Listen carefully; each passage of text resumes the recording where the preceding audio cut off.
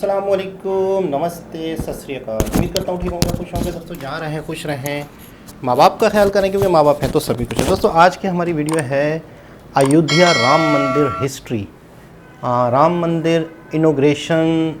तो स्टार्ट करते हैं वीडियो को।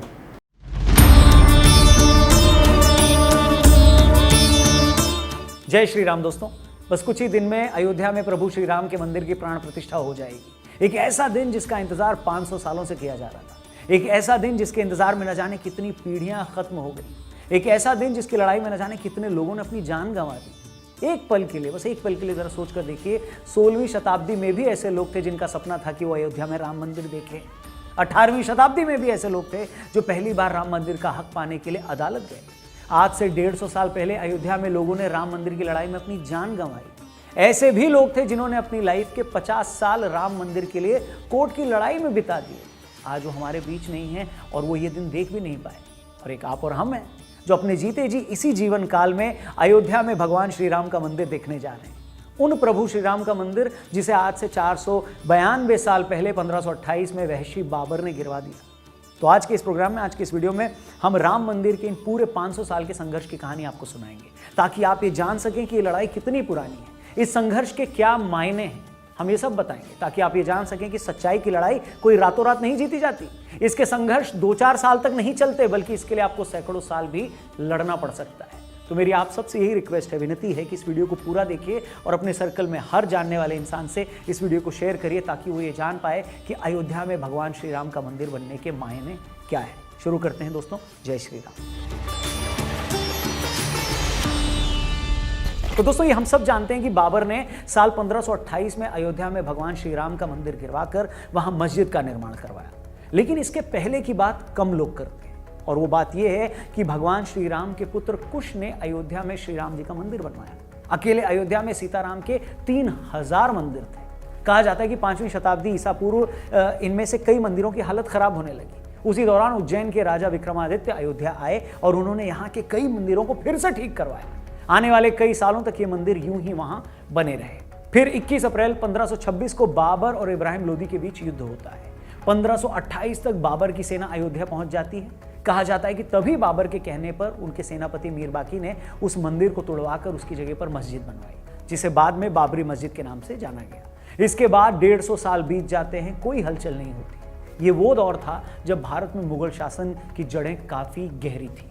फिर साल 1717 यानी बाबरी मस्जिद बनने के तकरीबन 190 सालों बाद जयपुर के राजा जयसिंह द्वितीय कोशिश करते हैं कि मस्जिद और उसके आसपास वाली जगह उनको मिल जाए। वो जानते थे कि हिंदुओं के लिए उस जगह के क्या मायने हैं, क्या आस्था है। जयसिंह के उस वक्त के मुगल शासकों से संबंध भी ठीक थे, मगर वो ऐसा नहीं कर पाते। लेकिन वो मस्जिद के पास ही एक राम चबूतरा बनवा देते हैं ताकि हिंदू वहां पर पूजा कर पाए। यूरोपियन जियोग्राफर जोसेफ टेफेंथेलर, जो खुद 1766 से 1771 के बीच इसी जगह पर थे, उन्होंने भी अपनी रिपोर्ट में राम चबूतरा होने की बात की तस्दीक की थी। ये वो वक्त था जब मुसलमान मस्जिद के अंदर नमाज पढ़ते थे और हिंदू बाहर राम चबूतरे पर पूजा किया करते थे। मगर मंदिर गिराए जाने के 250 सालों बाद भी हिंदू इसको भूले नहीं थे। यूं तो अयोध्या में भगवान श्री राम के हजारों मंदिर थे, मगर वो ये बात नहीं भुला पा रहे थे कि भगवान श्री राम के जन्म स्थान की जगह मंदिर तोड़कर मस्जिद कैसे बना दी गई। 1813 में पहली बार हिंदू संगठनों ने दावा किया कि बाबर ने 1528 में राम मंदिर तोड़कर मस्जिद बनाई थी। माना जाता है कि फैजाबाद के अंग्रेज अधिकारियों ने भी मस्जिद में हिंदू मंदिर जैसी कलाकृतियों के मिलने का जिक्र अपनी रिपोर्ट में किया था। पूर्व आईपीएस अधिकारी किशोर कुणाल ने अपनी किताब अयोध्या रिविजिटेड में इस वाकये का जिक्र भी किया है। इसके बाद 1838 में ब्रिटिश सर्वेयर मॉन्टेगो मेरी मार्टिन ने एक रिपोर्ट दी कि मस्जिद में जो पिलर्स हैं वो मंदिर से ही लिए गए हैं। रिपोर्ट सामने आने के बाद काफी हंगामा हुआ। हिंदुओं के दावे के बाद से विवादित जमीन पर नमाज के साथ साथ पूजा भी होने लगी।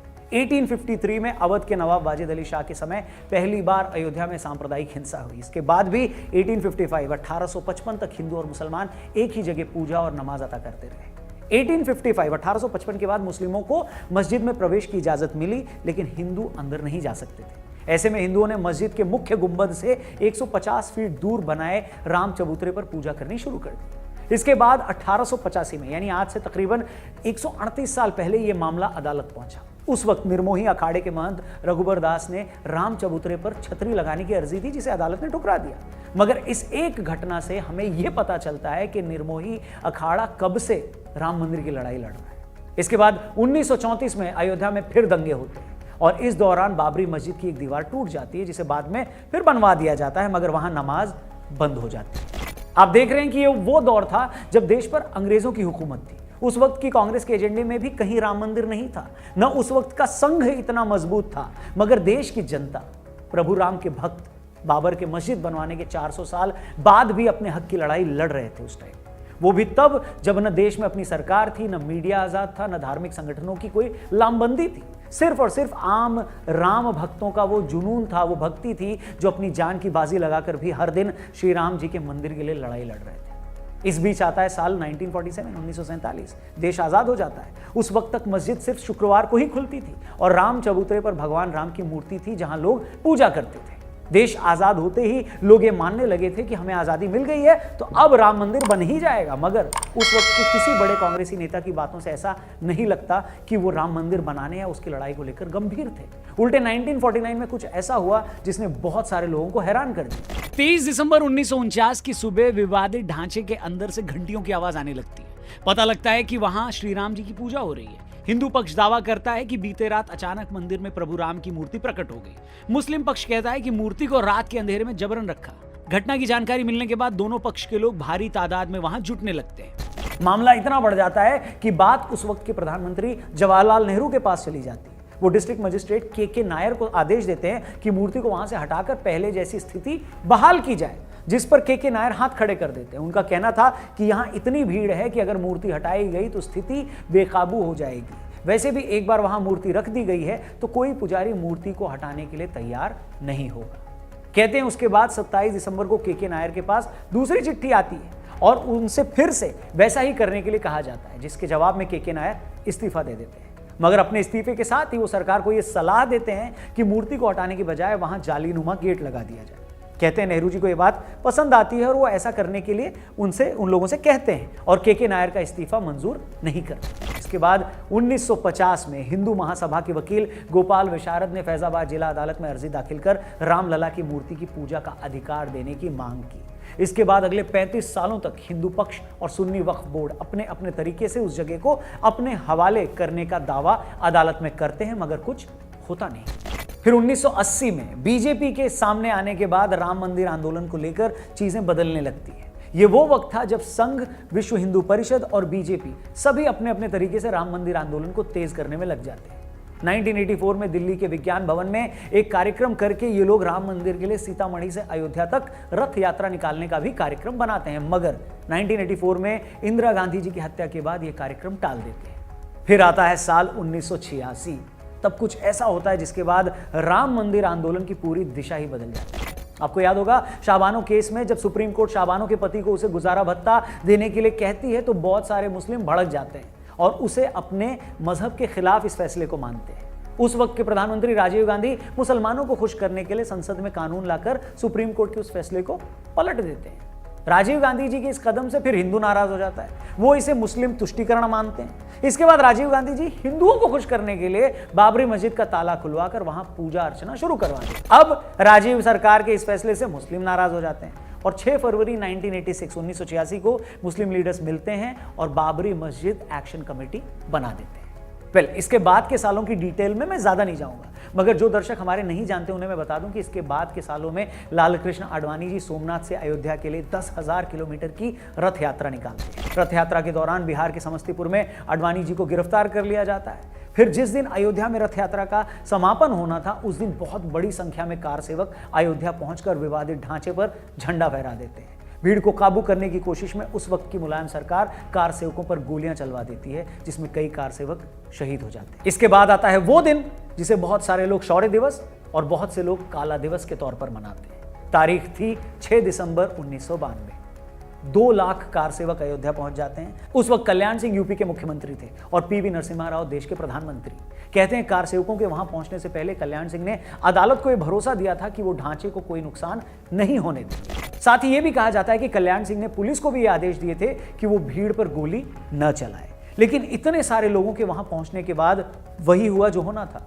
6 दिसंबर 1992 को दोपहर 1:55 पर पहले एक गुंबद गिराया गया, फिर 1.5 घंटे बाद दोपहर 3:30 बजे के करीब दूसरा गुंबद गिराया गया और शाम 5 बजे तक तीनों गुंबद गिरा दिए गए। इस घटना के महज 1.5 घंटे बाद यूपी में राष्ट्रपति शासन लगा दिया गया। कल्याण सिंह ने अपने पद से इस्तीफा दे दिया।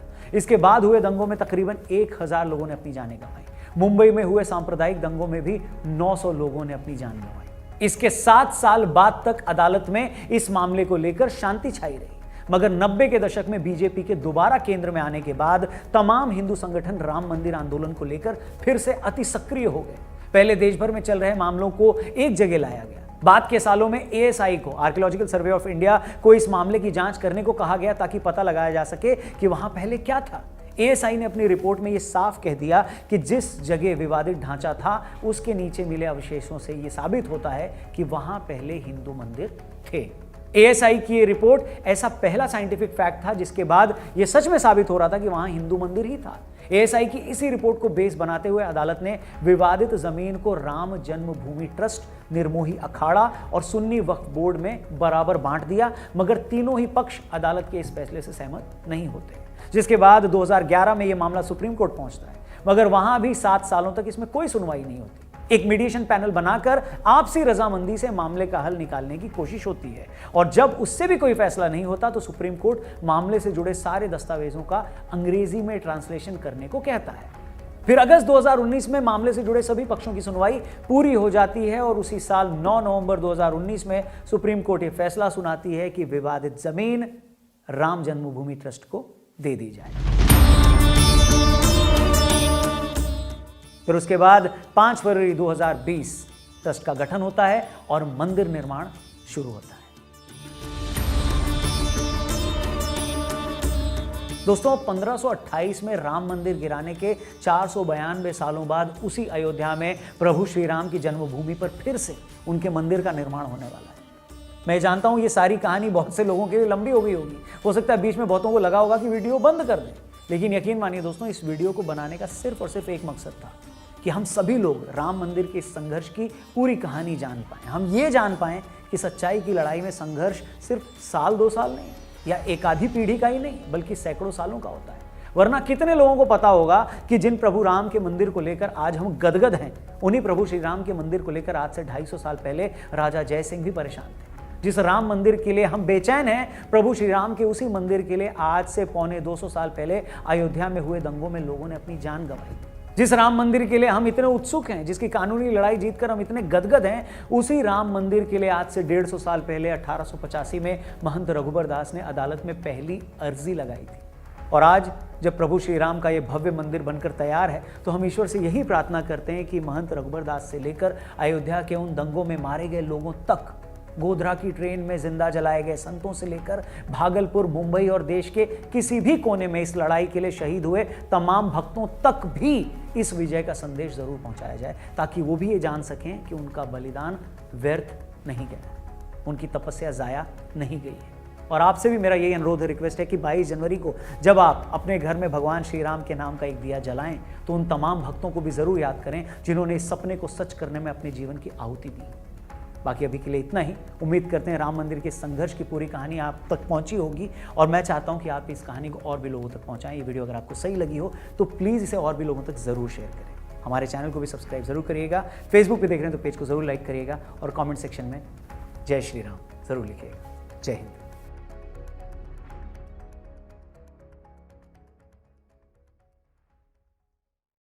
जी जनाब, मैं समझता हूँ कि सबसे पहले तो ये बात क्लियर है कि सबसे पहले वो मंदिर था। उसकी वजह ये है कि जाहिर सी बात है कि 1400 साल 1450 साल पहले इस्लाम आया था, तो पूरी दुनिया पर ही मतलब है कि इस्लाम नहीं था, पूरी दुनिया में कहीं भी नहीं था। तो ये मतलब बिल्कुल फैक्ट की बात है। लेकिन अगर जिस देश के जहाँ के लोग अगर कहते हैं कि यहाँ पे पहले मंदिर था और मंदिर ही होना चाहिए, तो मैं समझता हूँ ये उनका हक बनता है। उसकी वजह ये कि वो पहले था, लेकिन किसी भी तरीके से अगर मस्जिद बन गई थी, तो किसी तरीके से अगर उस कंट्रोवर्सी को या उस झगड़े को सुलझाया जा सकता था तो सुलझा देना चाहिए था। लेकिन अभी जो सूरत हाल है, करंट जो सिचुएशन है, उसमें बहुत ही खूबसूरती से इस प्रॉब्लम को सॉल्व किया गया। बहुत ही खूबसूरती से बीजेपी की गवर्नमेंट ने किस तरीके से इस चीज़ को रिज़ॉल्व किया, मैं कहता हूँ ये बहुत बड़ी बात है। लेकिन मैं बिल्कुल आज जो मुझे पूरी डिटेल पता चली, तो मैं बिल्कुल ये कहूँगा कि जिसका जो हक़ था, जिसका जो चीज़ पहले थी, सबसे पहले थी, हमलावरों ने उसको तोड़ के फिर मस्जिद बनाई। सबसे पहली चीज़ तो ये है कि अगर बनानी भी थी मस्जिद, अगर बनाने का इरादा भी था और आप किसी इलाके में आए हो, उस इलाके में कब्ज़ा कर रहे हो, तो बहुत बड़ा कंट्री है, बहुत बड़ा इलाका है, बहुत बड़ी ज़मीन है, आप एक जगह पे आपने कब्ज़ा कर ही लिया है, लोगों पे मतलब एक तरह से हुकूमत कर रहे हो, तो कहीं पे भी बना सकते हो। आप कभी भी किसी भी इलाके के राजा या नेता उसी वक्त बन सकते हो जब सबको लेके चलो, सबकी रिस्पेक्ट करो, सबके धर्म की रिस्पेक्ट करो, सबकी इज़्ज़तों की रिस्पेक्ट करो, सबकी एक होता है ना कि मान्यताएं होती हैं, एक रिस्पेक्ट होती है, एक धर्म होता है, एक इज़्ज़त होती है। अगर सबको लेके इंसान चलता है तो ही रियल नेता कहलाता है, रियल लीडर कहलाता है।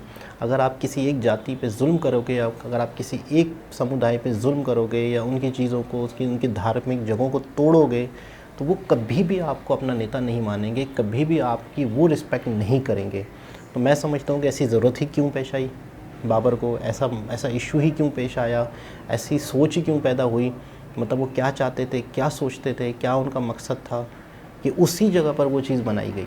लेकिन बहुत ज़्यादा कंट्रोवर्सी रही, बहुत ज़्यादा, सिर्फ उसकी वजह ये कि इसकी हिस्टोरिकल अहमियत बहुत ज़्यादा थी, जो आज मुझे इस वीडियो से बहुत ज़्यादा बहुत कुछ पता चला, बहुत ज़्यादा डिटेल पता चली कि इसकी हिस्टोरिकल अहमियत इतनी ज़्यादा थी कि वहाँ राम मंदिर बनना ही था, आज नहीं कल, कल नहीं परसों। और बहुत सारे जिनका वो मुल्क है, जहाँ के ये लोग हैं, ज़ाहिर सी बात है कि वो तो चाहेंगे ना कि यार हमें अपनी वही रिस्पेक्ट मिले, या जैसे राम जी की जो मूर्ति खुद आ गई, ये अपने आप में एक हैरत अंगेज़ बात है।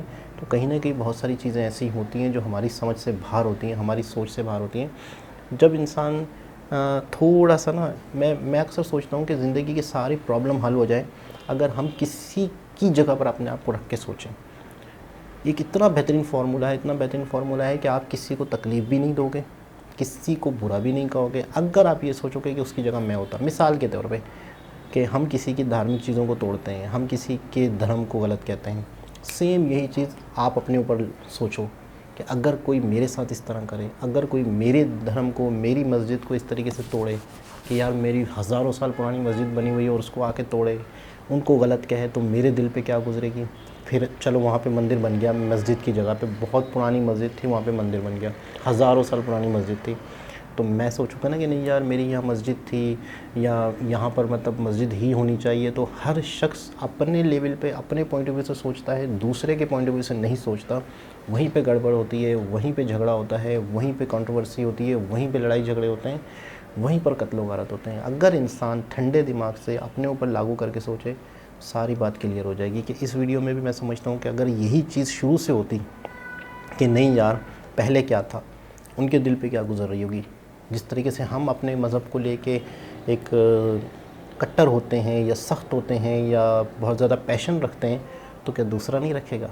क्या वो इंसान नहीं है? क्या उसको उतना मोहब्बत नहीं है? क्या हम ही सिर्फ हैं क्या? तो अगर दूसरों को भी हम उसी पॉइंट ऑफ व्यू से सोचें तो शायद सारे झगड़े ही ख़त्म हो जाएँ। दोबारा किसी और वीडियो के साथ आपसे मुलाकात होगी, जब तक के लिए अल्लाह हाफ़िज़।